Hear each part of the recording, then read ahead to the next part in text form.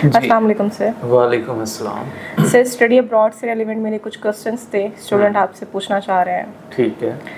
अभी फिल वक्त सितंबर 2024 का इनटेक है और स्टूडेंट्स जानते हैं कि ऑलमोस्ट क्लोज हो चुका है। हमारे पास टाइम नहीं रहा कि हम इसको अवेल कर सकें। तो क्या आरसा के पास कोई ऐसा ऑप्शन कि हम इसको अवेल कर सके सितंबर 2024 को इस वक्त पे? Okay, good. तो टुडे 10th ऑफ मई 2024 और सितंबर इनटेक 4 माह का टाइम रह गया।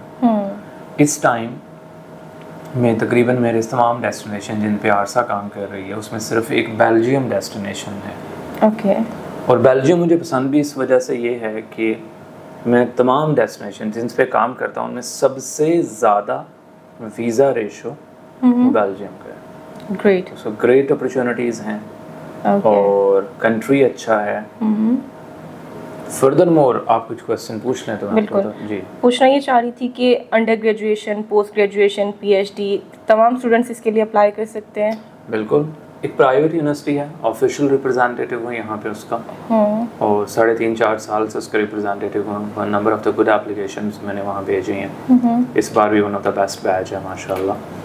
इसमें 11 या 12 बैचलर प्रोग्राम्स हैं, यानी इंटरमीडिएट वाले स्टूडेंट अप्लाई कर सकते हैं।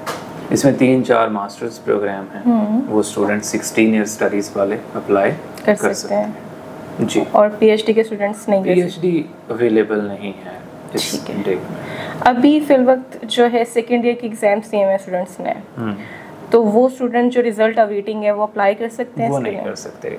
उसकी एक रीज़न है, इस यूनिवर्सिटी में कुछ स्पेसिफिक क्राइटेरिया है। ठीक है। वो स्पेसिफिक क्राइटेरिया ये कि स्टूडेंट का जो अंडरग्रेड में अप्लाई करें बैचलर्स में, उनके पास इंटरमीडिएट कंप्लीट होना ज़रूरी है।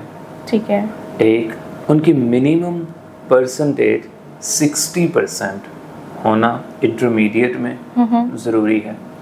उनके पास gap not more than 2 to 3 years।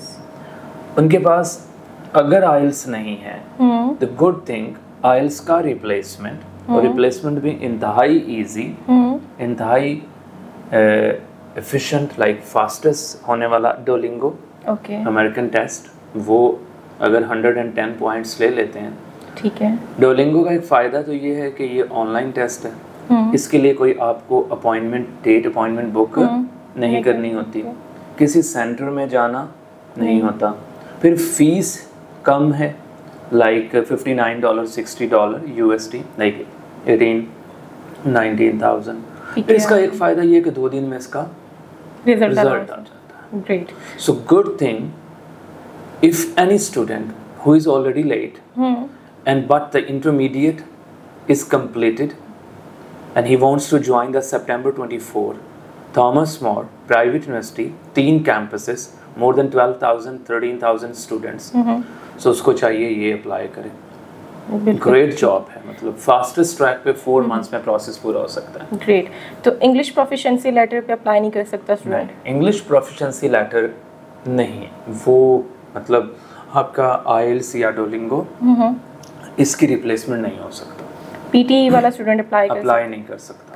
आइल्स और डुओलिंगो ये 2 ऑप्शंस हमारे पास अवेलेबल है। इसमें भी है इंटरमीडिएट वाली भी एक स्पेसिफिक कैटेगरी है। ठीक है। वो कैटेगरी ये है कि इंटरमीडिएट हमारे डिफरेंट तरह के हैं। ठीक है। लाइक एफएससी, आईसीएस, बिल्कुल, एफए, आईकॉम, ए लेवल, और आप कह सकते हैं डीएई या डिप्लोमा इन कॉमर्स। ये जो मैंने लास्ट 2 बताए हैं जिनके कीवर्ड के साथ डिप्लोमा इंटरमीडिएट का 3 year DAE and diploma in commerce, ये एलिजिबल नहीं है, ये एक्सेप्ट नहीं करते, ये नहीं करते। आप इवन एफए एक्सेप्टेबल है विद 60% मार्क्स। यहाँ एक स्पेसिफिक बात और बताऊं, इफ द स्टूडेंट का जो मैट्रिक है उसमें लेस देन 60 भी है तो भी एलिजिबल है, मगर इंटरमीडिएट शुड बी मस्ट 60 और अब मोर देन 60। Okay okay. और डुओलिंगो 110 चाहिए। बिल्कुल ठीक है जी। और क्या ट्यूशन फी है अंडर ग्रेजुएशन किस यूनिवर्सिटी में? ओके, फाइनेंशियल मैटर्स के 3 बड़े हैं वैसे points. If any student who want to apply directly, बिल्कुल, अगर वो आरसा से अप्लाई करेगा तो डेफिनेटली आरसा की सर्विस। तो ट्यूशन फी इस यूनिवर्सिटी की for under grade for all programme 9,000 euro per year, मगर उसमें से जो हम पोर्शन पे करेंगे 6,750।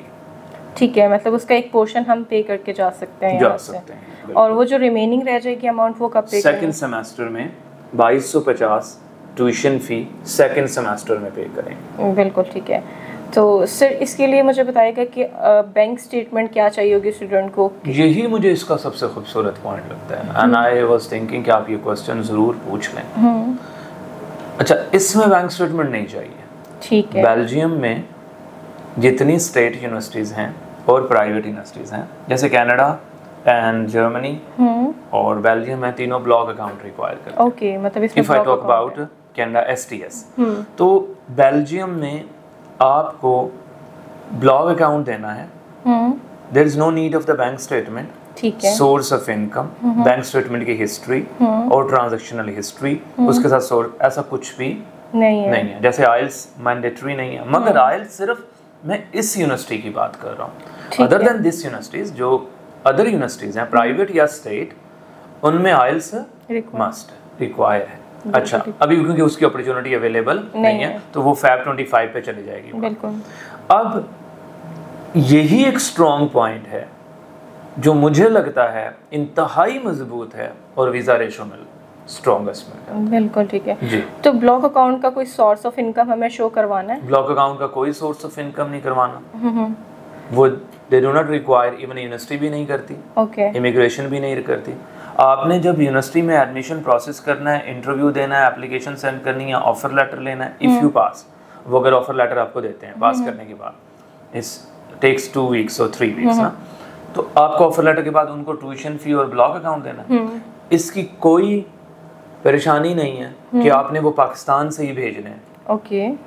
आपने अपने बैंक से ही भेजने हैं। बिल्कुल ठीक है। You can send tuition fee and block account to university from anywhere in the world. आप कहीं से भी उनको भेज जिन स्टूडेंट्स के रिलेटिव्स हैं दुबई में या कहीं पे भी, वो वहाँ ट्रांजैक्शन वो वहाँ से भेज। बिल्कुल ठीक है, बिल्कुल ठीक है। मगर बहुत एहतियात से, क्योंकि बड़ी अमाउंट होती है और सेफ्टी सिक्योरिटी मेंटेन करके। क्या अमाउंट है ब्लॉक अकाउंट की? ब्लॉक अकाउंट थॉमस मोर का 11,350।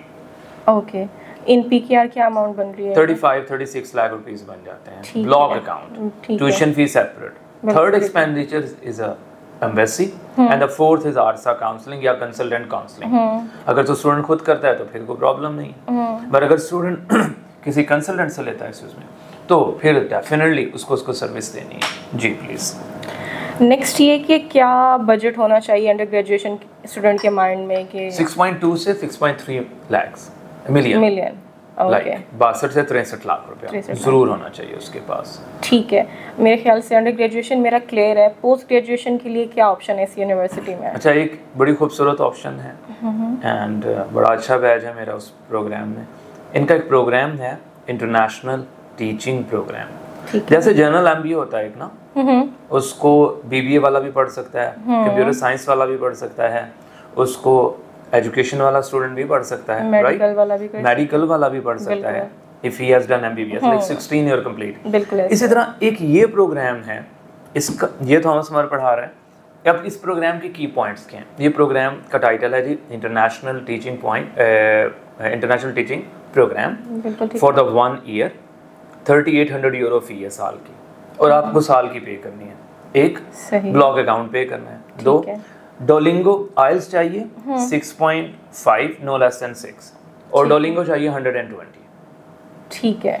अब खूबसूरत क्या है इसमें, आपके पास 16 ईयर स्टडीज होना जरूरी है और 3 ईयर प्रोफेशनल टीचिंग